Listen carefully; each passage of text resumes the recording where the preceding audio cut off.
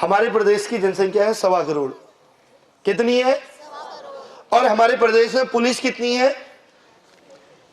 40,000 के करीब। कितनी? 40,000। अब पुलिस का काम क्राइम को रोके, ड्यूटीज करे, सुरक्षा में जाए, या आपकी जो बस्तियां हैं बहुत सारे, जैसे सपेरा बस्ती है, आपको भी पता होगा यहाँ कौन सी जगह में ड्रग्स मिलता है। तो आप बताइए 125 करोड़ की आबादी में वो पुलिस वाला, क्या उसका परिवार नहीं है? क्या उसके माँ बाप नहीं है? क्या उसका घर नहीं है? हमने तो कह दिया कि पुलिस वाले क्या कर रहे हैं, हमने तो कह दिया कि सरकारें क्या कर रही है। अरे हम इंसान, हम सरकार, और कल हम पुलिस में खुद भर्ती होंगे, क्या हमारा कोई दायित्व नहीं है? अगर एक सामने सिगरेट मिल रही है दुकान में, क्या उस दुकान को बेचने वाले का इंसानियत नहीं है कि मैं बेचूं या ना बेचूं, उसकी जगह कुछ अच्छी चीज रख लो?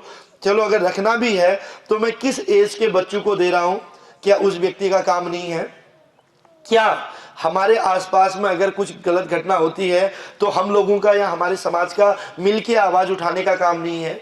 अगर मैं कह रहा हूं फिर भी गलत हो रहा है तो हम तो इंसान है ना, क्या हमको अपने आप को बचाने का अधिकार नहीं है? अगर दुकान में शराब मिलती है तो कौन कह रहा है कि तुम जाओ और बोतल लो, अपनी ट्यूशन की फीस को छोड़ के वहां से सिगरेट और दारू लेके पीने लग जाओ? किसने कहा? हमारे जबरदस्ती बेटा किसी ने मुंह में डाला? भोजन भी माँ बनाती है ना बेटा, थाली में देती है ना, उस भोजन को पेट में डालने के लिए भी हमें हाथ से अपने मुंह तक निवाला को ले जाना पड़ता है। जब भोजन जैसी जब हमें भूख लगती है उसके लिए भी हमें निवाला लेना पड़ता है। तो किसने कहा कि अगर कहीं गलत संगत में कोई नशा कर रहा है तो हम नशे को करें? हाँ, आज के टाइम पे जो स्मैक है, कोई सरकार ड्राई ड्रग्स को बढ़ावा नहीं देती है।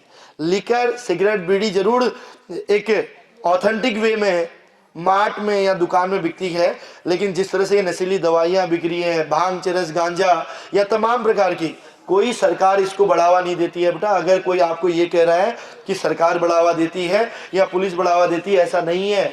लेकिन संसाधन कम है, जनसंख्या हमारी इतनी आबादी है, इसीलिए तो हम कह रहे हैं कि prevention is better than cure. Prevention is better than cure. करिए, नशे के आदी होने के बाद नशा मुक्ति केंद्र में जाओ। ये एड्स और कैंसर से भी सबसे ज्यादा भयंकर बीमारी है।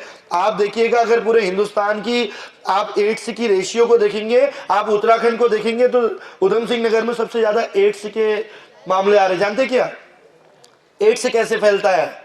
आपने इंजेक्शन लगाया, बच्चे को पता नहीं है, नशे में एक इंजेक्शन 4 लोग लगा रहे हैं, उसका ब्लड, उसको ब्लड, उसका, वो लगातार बीमारियां बढ़ रही है। इसीलिए तो आपसे कह रहे हैं कि सजग रहिए, अपने आप को बचाइए। समाज बदले न बदले, अपने आप को बदलिए बेटा।